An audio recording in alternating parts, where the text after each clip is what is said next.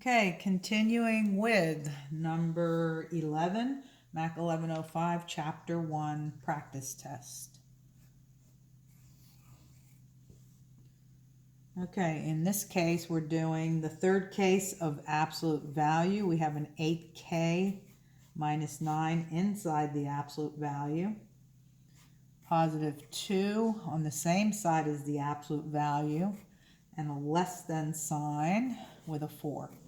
So in all of these techniques for absolute value, whether it starts with an equal sign, a greater than sign, or a less than sign, the absolute value expression has to be isolated. So the first thing you want to do, regardless of which of those three cases you're in, is to move any extra items to the side that doesn't have the absolute value, so that you can then assess the situation, because some of these problems have no solution. That's when you get a negative number on this side once the absolute value is isolated. So that's why you always want to do that first. Okay, but I didn't get a negative here. I moved this. I got positive 2. And for the less than case, as I was saying in the previous two problems, numbers 9 and 10, equality, absolute value equality has one setup. Absolute value greater than has a different setup. Refer to number 10. And in number 11, we come to the third setup for the less than case. The way the less than case is set up is that you take the expression, so that you're finding all values in here whose absolute value is less than 2. Take the expression that's inside. Use these symbols pointing in this direction in the front and the back. So this turns into the in-betweenness case. The absolute value less than turns into the in-betweenness case. You're going to put the negative version of that number in the front and the exact version in the back.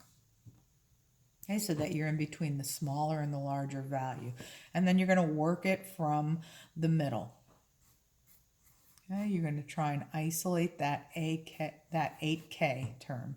So I'm going to get rid of the negative 9 first by adding 9 in the middle, as well as the right end and the left end. You're left with 8k in the middle, 11 on the right, 7 on the left. Come back to the middle, divide off the 8 in the middle, as well as the left and right side.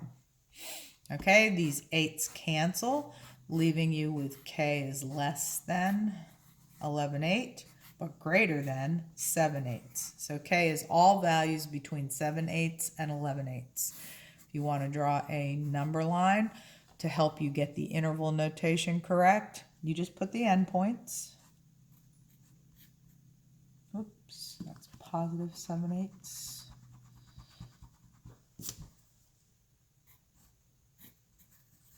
And positive 11/8. And just like you would read this solution out, this is red, k is in between 7/8 and 11/8. That's exactly how the picture looks on the number line. Okay, you're going to go greater, k. If you're reading this side, that says k is greater than 7/8. And if you're reading this side, it says k is less than 11/8. It's the same thing as saying that you're in between these two values. All the numbers in between these two values work. Okay, if you want to give this in complete interval notation, basically peeling away the number line,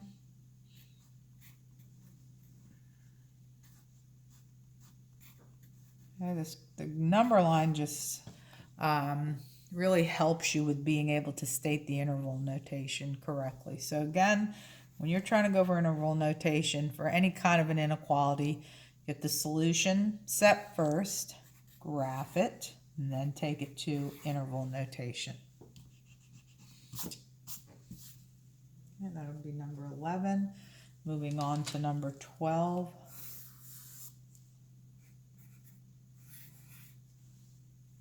In number 12, you are left with a cube root.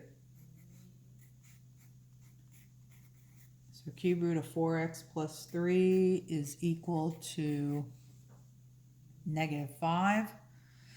And you're going to try and get rid of this index, get rid of this cube root symbol so that you can go on with the rest of the steps of the problem. So to get rid of a radical, you raise each side to a power that's equivalent to the index. And you know that whatever you do to the left side, you're going to also do to the right side. Okay, this power, raising to a power of 3, is the opposite of taking a cube root of 3, so they undo each other, get rid of this symbol, out pops the radicand, 4x plus 3. Over here, you can put this in your calculator, but if you're going to feed it in, don't forget to wrap the parentheses around this negative number, or else you might not get the sign right. I mean, that will come out right for cubed though. So it's negative 125. It's just a good habit to get into, especially when you're squaring. So this cubed is negative 125. Then you're going to move the 3 over here. It becomes negative 3. You end up with 4x equal to negative 128, and then you can finish the problem by dividing by 4. Okay, so 4, you can use your calculator. 4 goes in there 3 times. It is negative. 4 goes in there twice. If you want to check your solutions, or check your one solution rather, then, as in all the problems, you copy the original equation, plop in your answer, and see if you get the same number on both sides. Okay, so this would be 128, negative 128 plus 3. Put these two together, you get negative 125. You can feed that in your calculator if you don't know what it is, but it is negative 5, and all the while you had a negative 5 on the other side. So this checks, proves that this is the solution. So that's your solution, negative 32. Okay, that's number 12. Moving on to 13.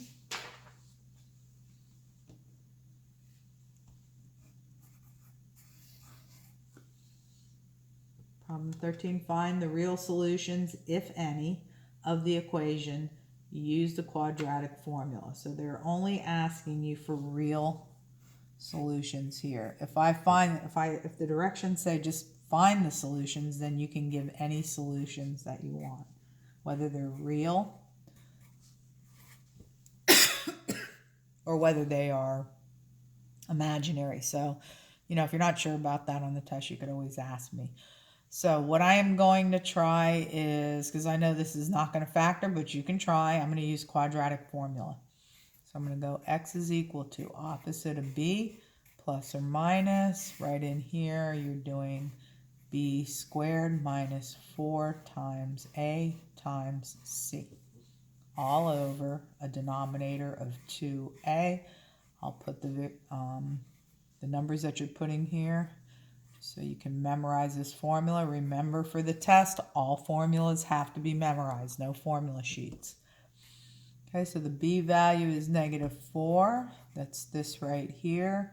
The a value is the 1, the leading coefficient, and this is your c value, negative 13. So it always includes a sign that's in front of it.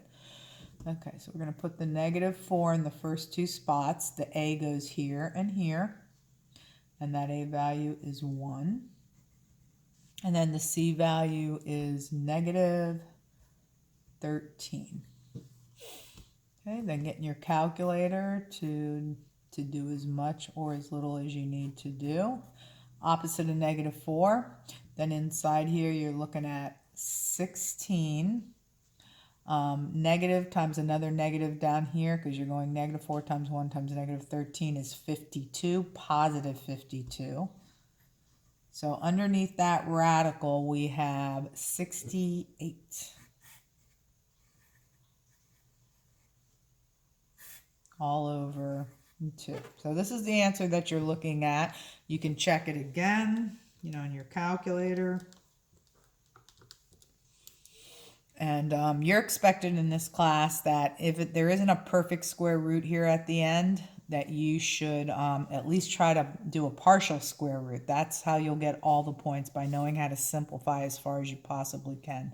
So you want to think what the biggest number is that divides into 68 that there's actually a square root of. So start, thinking of some numbers that you know square roots of, like 4, 9, things like that. 16, any of the things that you think might go into, and you can, try a couple of them in your calculators. 4 goes, let's see, 4 times 17. This can be broken down into 4 times 17. Once you find a number that there's a square root of, and hopefully you have chosen the biggest one that there's a square root of, so you don't have to break it down twice, the other number you won't be able to take the square root of. That's why it's called taking a partial root. You can take the square root of this part, but you cannot take the square root of this part. So that's going to stay inside. So you have the 4 that's already out there. You're taking the square root of 4, so it's coming out as a 2. And then the 17 stays underneath the square root while having a 2 as the denominator. Then all of these numbers that are on the outside of the radical, which are the coefficients in this problem, if they can all be reduced by the same number, if there's a number that divides into all 3 of them, then you can reduce it. So 2 goes into that 4 twice, plus or minus 2 goes into this 1, so that would just be a 1 in front of the square root of 17, and the denominator would be a 1, so therefore we don't have to state it. So these are your 2 answers. Second degree has 2 answers. One of them's 2 plus square root of 17, other one's 2 minus square root of 17. Bringing us to number 14. Okay, number 14, you're being given a complex number on the top, complex number on the bottom. You've been asked to divide this complex number by this, and the way that you go about that is by rationalizing the denominator. And so what you're going to do is, this is in case you don't remember why I'm using the word rationalize, is because this is a radical. And you're trying to get rid of the radical in the denominator and basically float it to the top. So when you have a radical and it is connected as a sum or a difference to a real number, you have a complex number here, the only way that you can get rid of that that radical, is by multiplying by the conjugate, which is 5 plus 6i. So it's the same expression with the sign in front of the imaginary term switched. Don't forget to multiply by that same expression on the top. Okay, shortcut for multiplying two conjugates. If you have forgotten the shortcut that I taught you for conjugates, it's square minus square. You can either be looking here when you do square minus square, or back here. You'll get the same answer either way. So this first square means square that first term. Second square means square that second term, which you'd have to square the number as well as the I, so 36i squared. And then this little shortcut says put a minus in between. Continue simplifying this. I squared is equivalent to -1. Drop down that negative multiplier, which gives you positive 36. Drop down the 25. So this would be 25 plus 36, 61. Okay, then on the top, here there's no shortcut. You're just going to have to FOIL. So from this very first term, the 1, you're going to do products between both of these other terms, the two terms in the other parenthesis. Likewise, from this second term, you're going to do the same thing. You're going to form products with each of the terms in the second parenthesis. So following these arrows, doing a product as you follow each one. I'm going to do the short arrow, then the long one. So it's 1 times 5, 5. 1 times 6i, 6i.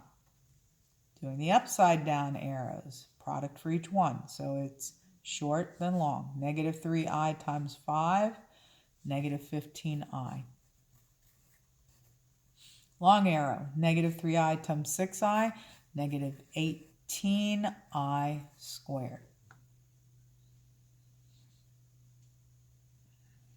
Okay, then you're going to combine like terms in the numerator. Please notice that this is a constant, but so is this, which you see when you multiply negative 18 by I squared, which is really negative 1. That gives you a positive 18, which can be combined with the 5 that's up front because they're both real numbers. So 18 plus 5 is 23.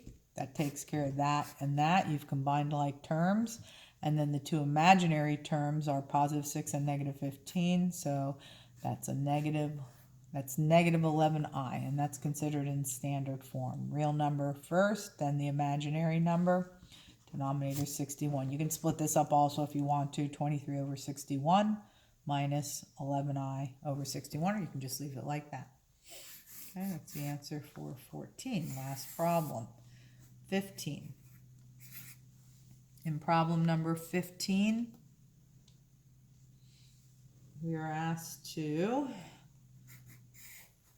solve 20x minus 40 equal to x plus 3. And the idea for this one is to get rid of the square. We're going to check the solution when we're done. I'm going to square to get rid of a square root. Whatever I do here, I have to also perform on the other side. So you're going to square this side as well. You're going to have to FOIL. There is a shortcut for the kind of foiling where you're squaring. In other words, multiplying a binomial by the same binomial. That's what squaring is. That shortcut, if you don't want to write x plus 3 times x plus 3 and all the foiling arrows, you can just go square, double, square. If you don't want to use the shortcut, but I really suggest that you start using them to cut down on your work, you could fall back on your old methods, which is just to understand that x plus 3 squared means this. So you could expand it. You could draw all the arrows, which is really just you foiling. Follow each of the arrows, combine like terms. You're into 5 steps there. And you're going to cut out a few of those steps by using this shortcut. So square, double, square. Let's practice that. It means square the first item. Easy enough.